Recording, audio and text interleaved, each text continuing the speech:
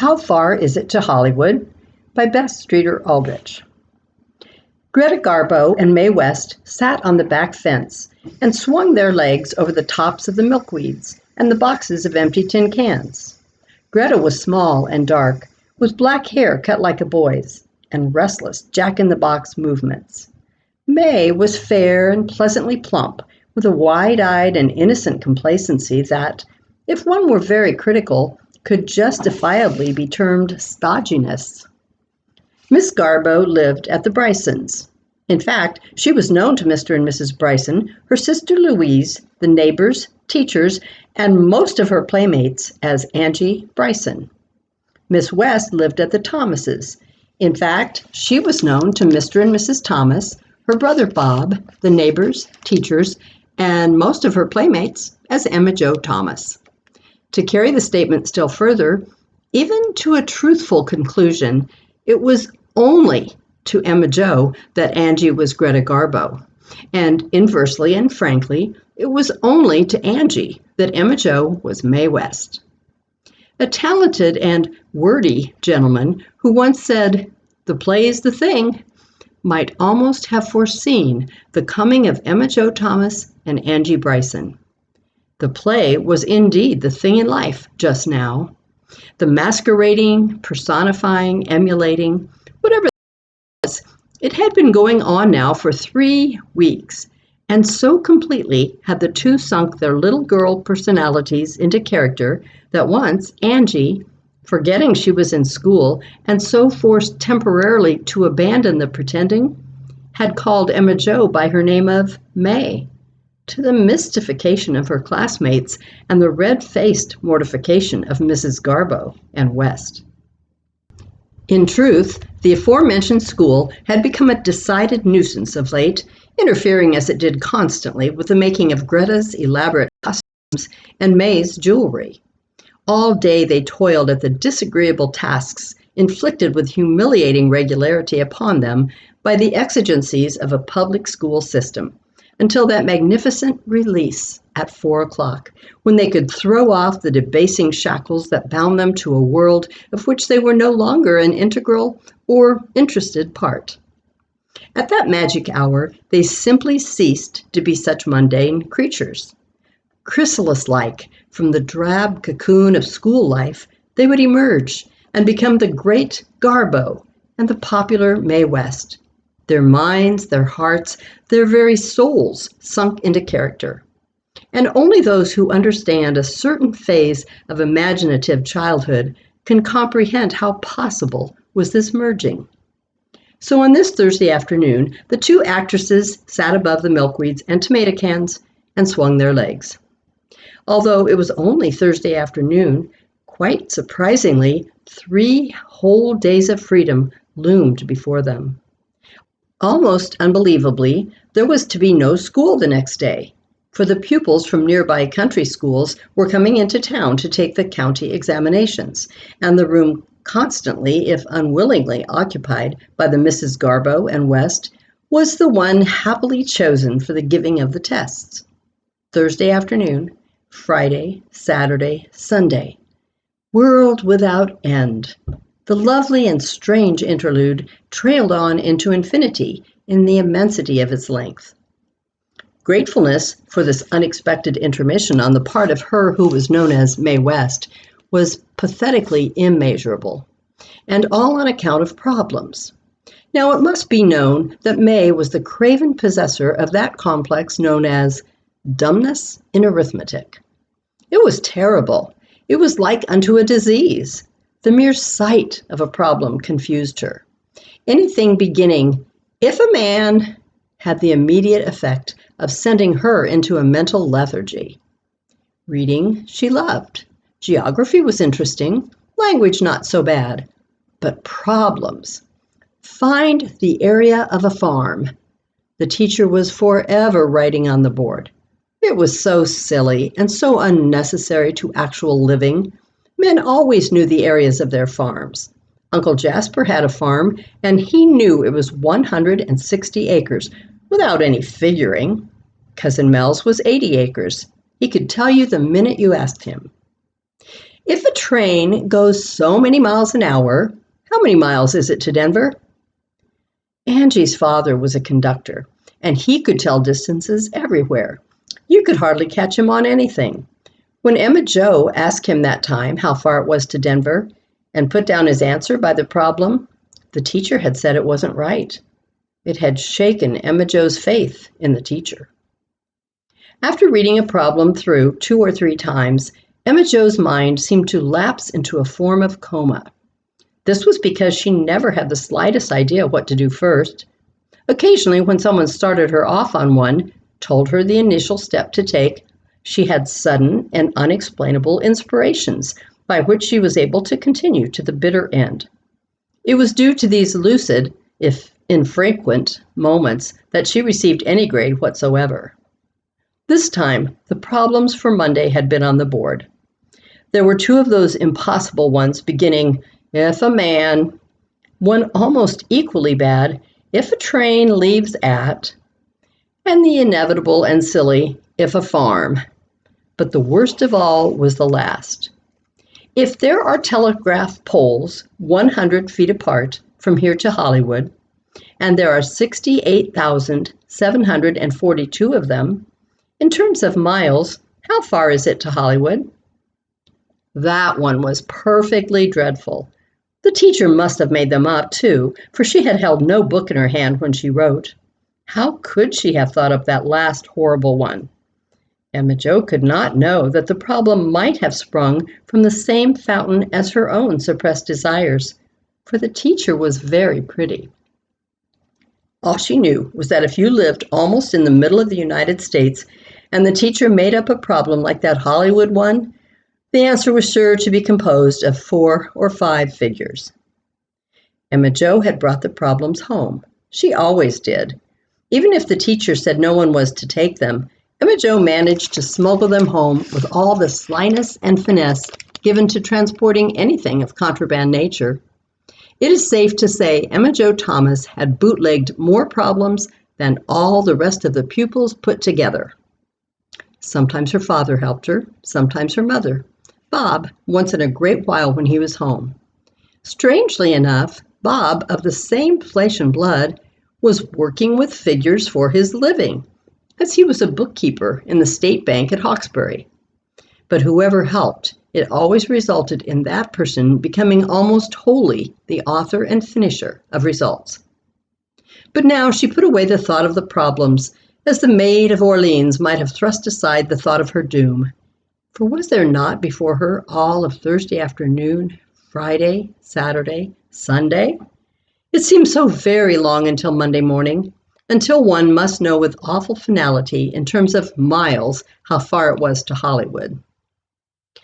Well, let's get started.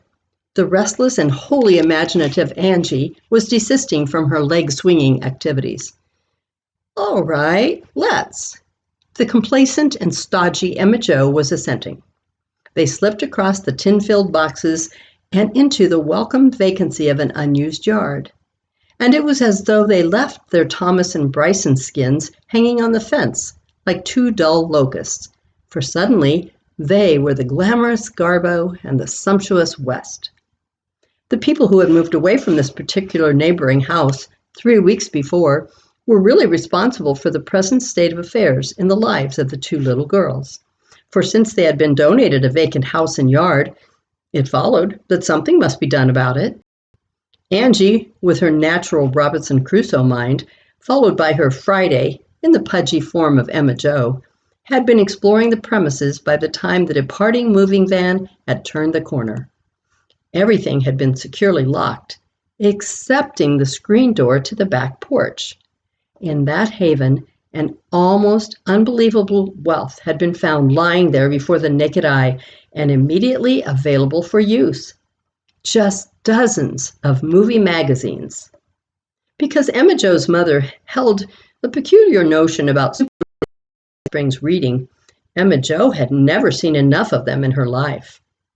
Angie, whose mother had no foolish scruples about overseeing her daughter in much of anything, was familiar with every phase of the industry, including the plots of the plays marked "for adults only." Until dusk descended and penetrating voices from the less interesting world of reality called shrilly through the gloom, Angie and Emma Jo had pored over the fascinating contents. They had scarcely been able to wait until school was over the next day before getting back to the happy hunting ground. In the week that followed, the mental and emotional processes by which the little girls became metamorphosed into two actresses of the screen were so intricate as to be beyond the understanding of the adult mind. From choosing the actresses they were to impersonate, on through constant conversation in the actual roles, and with the setting of a play in the silence of the vacant yard where no prying grown person came, it had become very easy to change their personalities. The thing is quite possible to that portion of humans unhampered as yet by such phases of life as jobs, taxes, politics, and monthly bills. Hops on being Greta Garbo, Angie had taken her pick with superb nonchalance. Who had I better be? Grasping Emma Jo had asked. Let's see. Angie had run the studio favorites over in her mind. Mae West, she had suddenly dictated, with just loads of jewelry. It had appealed to Emma Jo, especially the jewelry, which was so miraculously easy to obtain here in the vacant yard. There were white clover diamonds, syringa pearls, nasturtium leaf emeralds, violet amethysts, and large rubies from a vine whose name she did not know. The new May had set so work making bracelets, necklaces, and earrings that Greta, who had to supply much of the imagination for both, finally insisted there was more to the play than the mere manufacturing of jewelry. But this afternoon, the buxom May began her usual task of making fresh jewelry, her adornments being of such delicate nature that a daily renewal was necessary. Angie, however, was not so materialistic. She had a faraway expression in her eyes that would have done credit to the one for whom she had named herself. She seemed lost in contemplation of something far from mortal ken. Almost would one have said she was seeing visions and dreaming dreams. Perhaps it was the languid spring-like atmosphere that put the call of the road into her mind. Perhaps it was the intoxication of the free days before her. Mayhap she was descended from one of the maidens of Odin and was only now sensing that she could conduct the worthy to Valhalla. Whatever the motive, suddenly she pulled her pudgy fellow thespian into the cool cavern of the back porch and said in the low, intense tones of one laboring under great stress, May, listen, why don't we go to the real Hollywood? The eyes of May the Second widened in darkened alarm. Oh, we couldn't, not really. We're too young. Emma Jo's life was circumscribed by old-fashioned family law. But to Angie, whose family life included the new freedom, the idea held possibilities. She even brought forth arguments to that effect. Clara Bow went when she was young, didn't she? And others, Mitzi Green for one. And look at Jackie Cooper. Look, she threw out her hands in conclusive proof. Look at baby Leroy. Emma Jo looked.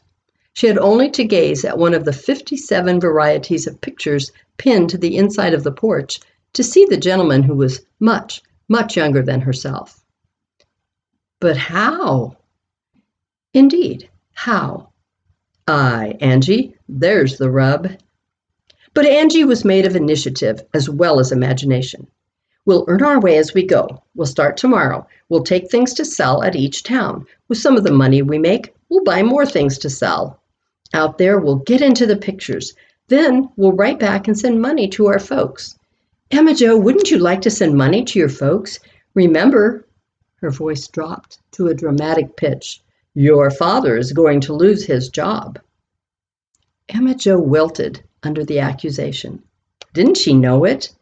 Why, for months now, Father had been talking anxiously to Mother about what they were to do. To be able to send money home to him, it gave her a warm little feeling of gratitude toward Angie and a ready acquiescence to the plan. There were other recent troubles in the clans of Bryson and Thomas. Emma Jo's brother Bob was engaged to Angie's sister Louise, Or rather, he had been, but something had happened. The girls did not know what. All they knew was that there had been many tears on the part of Louise and much solemnity on the part of Bob. So it came about, after some conversation concerning the troubles of the families, both financial and romantic, that the acquiring of picture jobs seemed a natural procedure on the part of the two most talented members of the same. That evening, when Emma Jo's mother kissed her goodnight, just as a faint, silvery new moon was caught in the top of the maple tree, nothing but altruistic thoughts of helping her father kept the counterfeit Mae West from breaking out into loud lamentations and thereby spilling both tears and the beans. Came the dawn and much secret preparation, including fresh jewelry for Miss West, a white clover diamond necklace, a half-dozen syringa pearl bracelets, a crescent ruby brooch affected by means of a pasteboard background, and lastly, the invention supreme, huge hoop-shaped earrings, looking faintly like fruit jar rubbers in those spots where the diamonds were thin. Came the dawn and much secret preparation, including fresh jewelry for Miss West, a white clover diamond necklace, a half-dozen syringa pearl bracelets, a crescent ruby brooch affected by means of a pasteboard background, and lastly, the invention supreme, huge hoop-shaped earrings, looking faintly like fruit jar rubbers in those spots where the diamonds were thin. This Friday was club day for the feminine heads of the families of Bryson and Thomas. Mrs. Thomas, however, was not going. She said she had plenty to do at home, and she thought a mother's place was right there where she could oversee her child on a day when there was no school. But Mrs. Bryson was going. She had worked long on her paper, Modern Child Training versus Old-Fashioned Methods, and no upsetting rearrangement of school hours would keep her from reading it. It was easy for the two potential travelers to have picnic lunches put up, for both families knew what long hours the girls spent in the vacant yard. It was not so easy, however, to get things to sell en route. When they met and took an inventory of resources, Miss West had accumulated a small glass of jelly, some caps for toy guns, and a package of radish seeds. Miss Garbo's plunder consisted of a pair of Louise's silk hose, a card of buttons, and the current number of her father's railroad magazine. From the alley back of the vacant yard, each carrying a basket, their faces turned toward the Klieg lights, the two set out. Ah, well, older and wiser moths than Angie and Emma Jo have fluttered their feeble wings in the direction of that fascinating radiation. When they left the last of the scattering cottages behind and were really out on the paved highway, Emma Jo had a sudden inspiration. She could count the miles to Hollywood. Then, as quickly, the idea died with the remembrance that she was leaving school and would not have to answer the problems at all. Cars passed them. After some time, one drew up and a hearty voice called, "Want a lift, kids?" It was a man from back home. He wanted to know right away whither they were bound. "Center Schoolhouse," the clever Angie informed him, while the less adroit Emma Jo opened her eyes and mouth at the astounding statement. They got out at the country schoolhouse, and when their temporary but inquisitive benefactor was out of sight, began trudging on toward the west. At Robbinsdale, the girls prepared to do business. The little town lay basking in the sleepy noon sunshine, apparently in a deep somnolence until it should be awakened to the privilege of buying buttons, jelly, hose, railroad magazines, gun caps, and radish seeds. Miss Garbo immediately chose the south side of the street as looking more prosperous. Miss West, perforce, took the north. But neither patricians nor proletarians were visibly affected by the bargains offered at their front doors. To Miss West especially were the constant rebuffs trying, for she was made of more sensitive, less audacious stuff than Miss Garbo. It was very warm. Her jewelry was shriveling. The toe on her left foot hurt. Up and down the front walks to various houses she pursued her way without apparent results. In front of an unpainted cottage, an old man sat tipped back in a chair against a tree.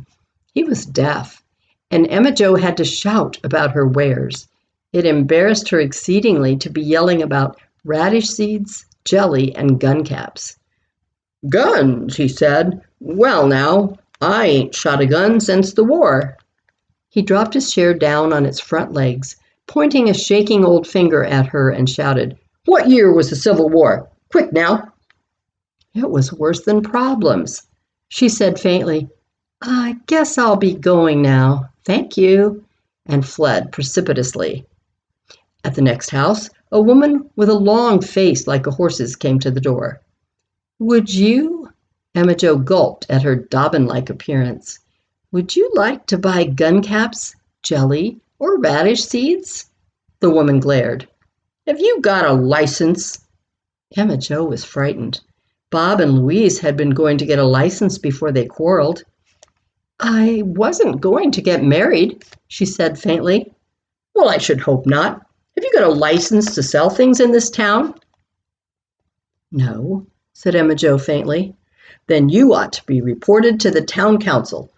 Maybe the NRA." Emma Jo almost ran. She had to wink fast to keep the tears from falling. Town council? The NRA?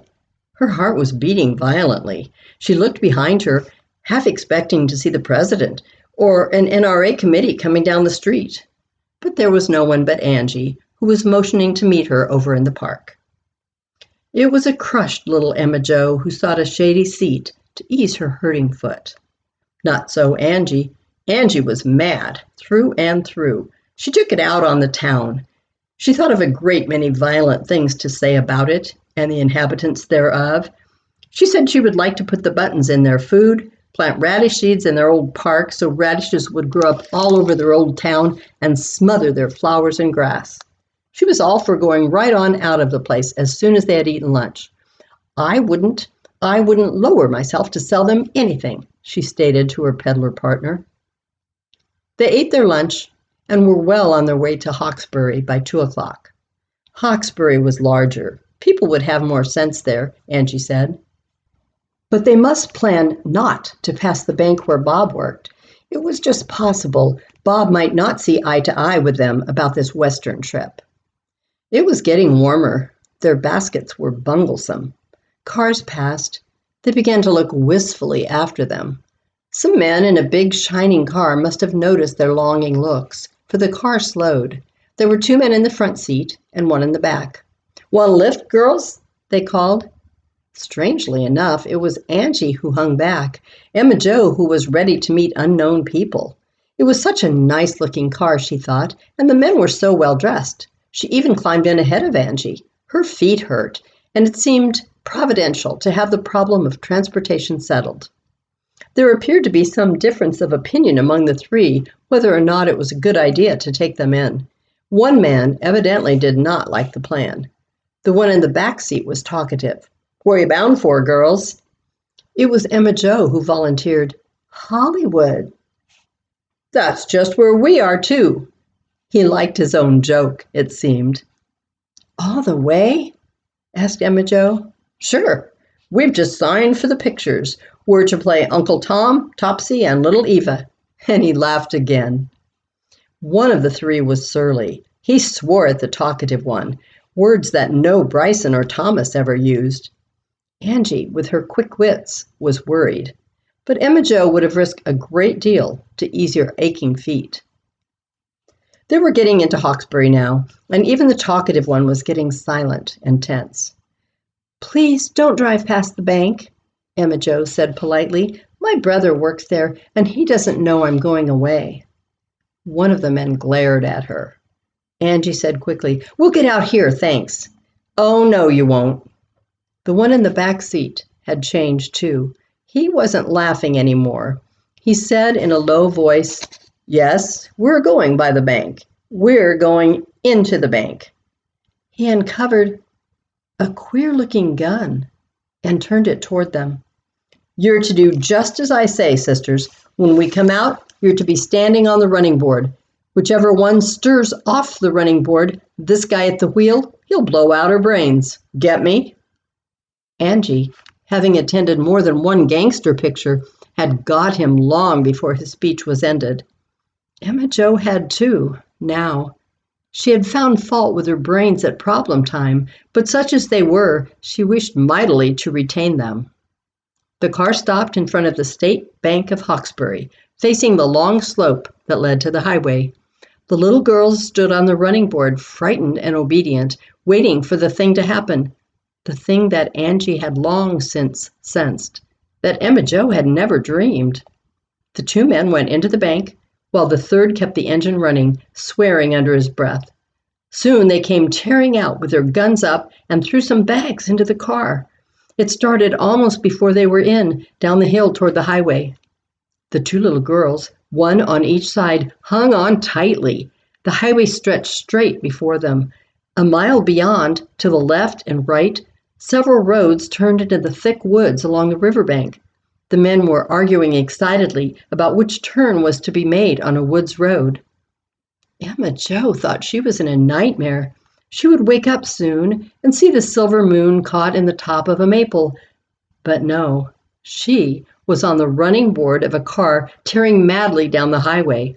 They would soon make a turn, too, and Bob and the Hawkesbury men wouldn't know which way to come find them. In Hares and Hounds, they dropped little pieces of paper to leave a trail. Although in the grim reality of what was happening to her, she was no longer Mae West. She remembered the former actress's jewels and dropped one of the wilted bracelets in the highway, then another and another. When they were gone, she surreptitiously yanked at the pasteboard crescent brooch. In a few minutes now they would turn into one of 4 roads. Her sharp little teeth bit through her white clover diamond necklace, and when the turn was being made, almost on 2 wheels, she dropped that too, where it lay like a long, accusing finger, pointing out the way they had gone.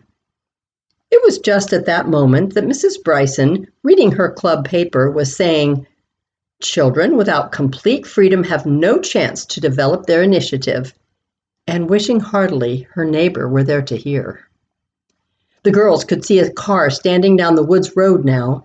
The driver of their own car suddenly turned into the edge of the woods, bumping along until he stopped back of a clump of trees.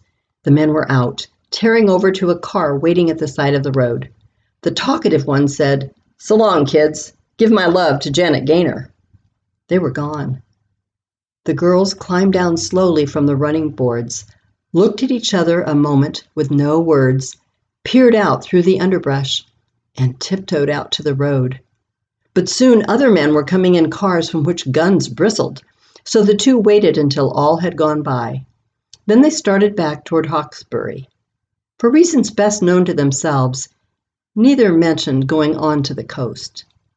When they trudged into Hawkesbury, a great many people were in the bank. They went in too with their market baskets and pushed through the crowd over to the president. "Mr. Winters," said Emma Jo, "here's 1 sack of your money. I put it into my basket when they threw it in." Bob was in a back room with a bandage tied around his head, and strangely enough, Louise was there, holding his hand right in front of everyone. When Bob and Louise saw Miss Garbo and Miss West, their eyes stared as though they would pop out of their heads. But because Miss Garbo was hot and tired, or mayhap because Miss West had no jewels, Bob and Louise thought they were merely their 2 little sisters. The robbery was over. Club was over. The trip to Hollywood was over. The crime, intellectual and romantic waves had all receded into the sea of an exciting past. Twilight was soon to settle down in the small Midwestern town which numbered the Thomases and the Brysons among its citizenry. Many words had been spoken anent the various activities of an unusually active day. Mrs. Bryson had said that it had all come out right, that the whole thing proved that if children were left to their own resources, were thrown on their own, so to speak, they could take care of themselves in any crisis. Also, that the only punishment a child should ever have was the self-knowledge that it had bungled matters. And Angie now knew she had bungled. Mrs. Thomas said it proved that when a mother took her eyes off her brood, anything was liable to happen. Also, that getting Emma Jo safely back home did not minimize the fact that she had done wrong. That as a punishment, Emma Jo was to stay in her room all day Saturday, getting her schoolwork in the meantime. So it came about that Emma Jo sat now by her open window with the problems in her lap. The sweet spring evening smelled like syringa pearls, and a faint silvery moon rode in the sky like a crescent-shaped brooch. Someone was hoo-hooing in the yard below. It was Angie. The statement is significant. It was not Greta Garbo, merely Angie. All the illusion was gone. Angie did not look like Garbo at all. She looked just like a little dark-haired girl of Emma Jo's own age. All the glamour was gone, the romance dead. Perhaps Angie felt the same way, for she was calling the old name, Emma Jo. Emma Jo called, "Here I am, up here." Angie had a plan, it seemed. She was saying, "Come on down. Dad gave me money to go to the show. Can you get your folks to let you go too?" To Emma Jo, the possibility of getting her folks to let her go to a show was as remote as the silvery moon. "No," she said, "I can't. I've got to stay in my room all day tomorrow for doing what we did." The sight of Angie, free as the wind, money on her palm, brought a sudden gush of tears to Emma Jo. It was then that all unconsciously she fell back into character. "Angie," she said between gulps, "come up and see me sometime." Angie left on the wings of freedom, and Emma Jo picked up her problems. Life can be very hard, for if Sunday comes, Monday is not far behind.